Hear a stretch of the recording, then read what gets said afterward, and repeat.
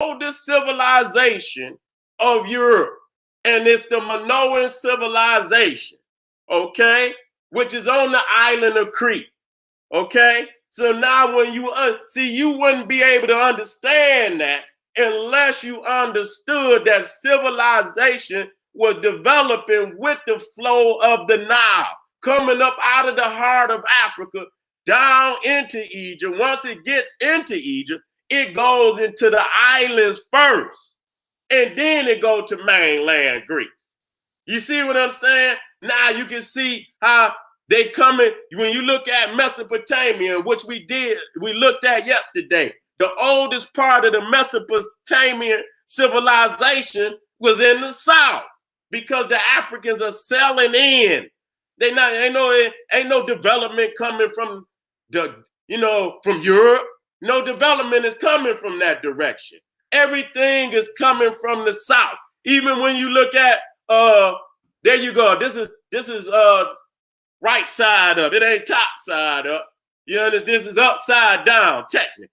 You know what I'm saying? But just so you can see, this is where the earliest part of the Mesopotamian civilization, and you can see that the monsoons, what we call the monsoons, which is the strong winds that blow from Africa to Asia, and then for the latter part of the year, it blow, which I'm gonna show, back from Asia to Africa. It'll sail you right to India. It'll sail you right into the Gulf of what they call Oman, into the Persian Gulf. So the Africans took the monsoons to India. They took the monsoons into Mesopotamia. They took the monsoons even to Australia. Okay, so let me show y'all the monsoons. You need to. Here they go right here. Here they go right here. You see what I'm saying? So from June to September, they blow towards India, towards the Persian Gulf. And so, with that, it was easy during those times to go to the land of India, or what you call Hindu Kush. It was easier to go into what you call the Persian Gulf at that time. And then when you was ready to come back September to March, you would take it back to Africa.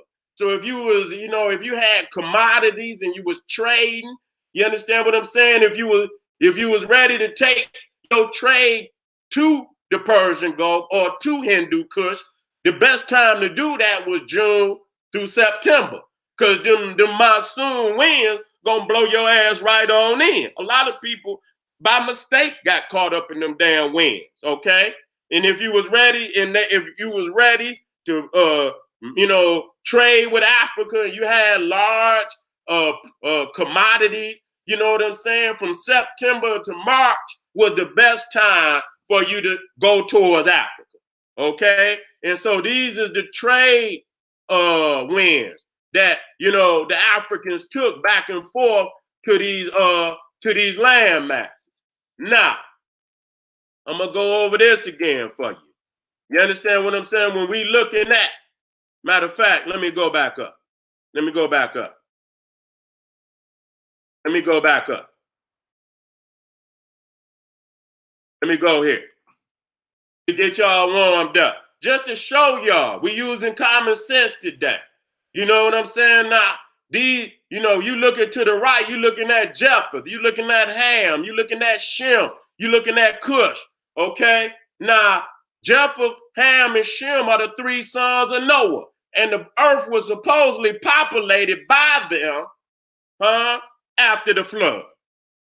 I don't see how that's possible when goddamn Shem was born 2441 BC, Ham was born 2440 BC, Japheth was born 2444 BC, and you can see right here, the pyramids was at 2550, and then the first king of Sumer was at 2520. How the hell is that possible when the pyramids is already standing and you got to add 250,000 more years to the 2550, because that's how much time it took you to develop the damn knowledge to put the damn pyramid there. You can't just put 2550 up there. You got to put the 250 to 500,000 years of development it took to get to the pyramid on top of the 2550. So they talking about the father of Egypt was born 24/4. Ham is the, according to the Bible, is the father of Egypt. How the fuck could Ham be the father of Egypt and the pyramid already standing in Egypt before Ham born? See, this is crazy right here. I want y'all to wake up to this shit. Okay? Now, the reason why I keep the Bible, because they told a lie that they got to hold on to, that that they should not have told, and that was that the children of Ham were black, that they were African. See, they said this shit long before they went up in them damn tombs and found them, them black faces on the walls of the pyramids in the temple. And so when they found them black faces up there on the walls of the pyramids in the temple, now they want to come and rewrite the goddamn story. You know what I'm saying? Just like the Catholics create saints to Christianize a lot of the pagan or the pre-Christian worship, they'll create a saint like Saint Nicholas and say, oh, Santa Claus is a version of Saint Nicholas, when they know goddamn well Santa Claus is Odin. Santa Claus is Thor. He's not Saint Nicholas. When you look at the similarities between Santa Claus and Saint Nicholas, there are none.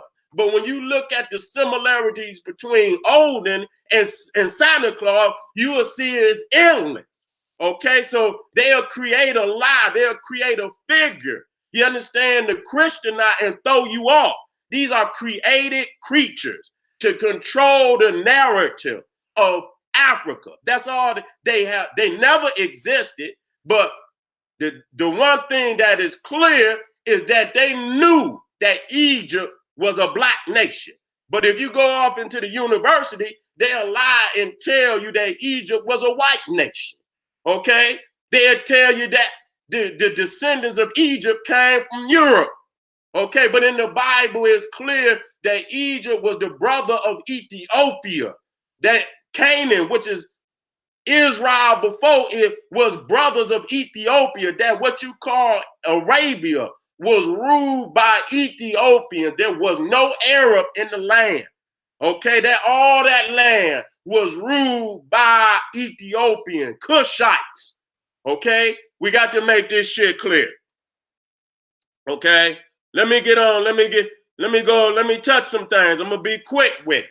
So when we talking about that, the civilization started at the beginning of the Nile, and you see the population, you look at the darkness of Africa, you got to see this, that Egypt is an African nation, and that the land masses of Canaan and what you call were African, okay? And you must understand the flow of the river, the geographical prowess of the river, because Egypt depends solely on the Nile River for water. Okay, so if you up in that at the beginning of the river, if you dam that river, you can shut off water, you can shut off the agriculture of Egypt. So ain't no way the wars they try to blow up and say Egypt was at war with Nubia. Egypt was at war with Ethiopia. How? When these people had so much power to destroy Egypt, you understand, just by damming the river. So these were African people from beginning to end. And even though they had, disagreements, it was never to the point where they looked at each other as being something different. Okay? They had the same language all up the river, even though what you call Somalia. You can see that they had the same language. They had the same deities. Okay? They had the same matriarchal bloodline, where in order to be a king, you had to come through the royal African women. You understand? This was from beginning to end. So they had the same culture. And you're going to see that they had many Egyptian temples all through what you call Arabia and all through what you call even Israel. The oldest artifacts that ever been found in the land were Egyptian. What they call Phoenician is nothing but Egyptian colonies. Ain't got nothing to do with no Bible or nothing. They ain't never found a book of David, ain't never found a book of Solomon or nothing, no indigenous nothing. They ain't never found the grave of Abraham, ain't never found the only thing that they done found in that land is Africans, okay? Egyptians, Kushites. So that's our land. So the argument of who land it is the Palestinian or Israeli, they ain't none of their goddamn land. That's who fucking land. And almost, matter of fact, let me not jump that. I'm gonna keep it moving. So y'all can see this shit. I want y'all, where that one at? Let me get to this one. Now, you see here Ham, okay? And in the Bible, he's supposedly the father of all the African tribes. Okay, he's the father of Ethiopia, which is Cush. Okay, Hebrew is Cush, and the King James Version is Ethiopia. You see also that Sheba and Nimrod were sons of Ethiopia, burnt face, which means Nimrod was burnt face, which means Sheba was burnt face. Now, and then you see Egypt is the brother of Ethiopia. Even the damn what you call Goliath was actually of African bloodline. Niggas rooted for David. I know it's all a story, but Goliath was actually of the Egyptian bloodline. Niggas don't see. You got to know the players. Now, we understand that's why David was able to, because the Africans are cursed. Everybody in the Bible of the African bloodline was cursed. And I don't understand how y'all motherfuckers don't see that. Every Canaan, who the Israelites, and I'm going to show you, went in there and God say, destroy them all. Okay, destroy every last, don't leave one. This is the good God you worship today. And that God commanded the Israelites to destroy don't leave none standing. Baby, woman, even pull the damn trees up out the ground. That's what God said. The 10 plagues of Egypt, where God brings down these plagues on Egypt, even going to the extent of murdering the firstborn of all the Egyptians. Okay, Nimrod, which is the son of Ethiopia, he's the great king of evil. Okay, Babylon, and we say Babylon is that is some wicked damn nation, or in this that when Babylon was an Ethiopian colony. Do we understand this shit when we say these things? Do we understand this shit? So let me make it clear that every African tribe in the Bible was cursed. And now that, wait a minute, let me give you some definitions. Let me get you some definitions so you can see this shit. I'm moving quick. Ham. See what I'm saying? This is coming out of a Christian encyclopedia. Not Seti's encyclopedia, one of them good white man encyclopedias, just so you can feel comfortable that the information is on the 1 and 1. Okay? Ham or Cham, burnt, swarthy, black. Okay? The youngest son of Noah. One day when Noah had drunk wine, Ham perceived his parent lying in his tent with his person exposed. Or say he's the man of God, and so he done got drunk and fell out, and his damn phallus is laying out exposed, which Ham supposedly ridiculed.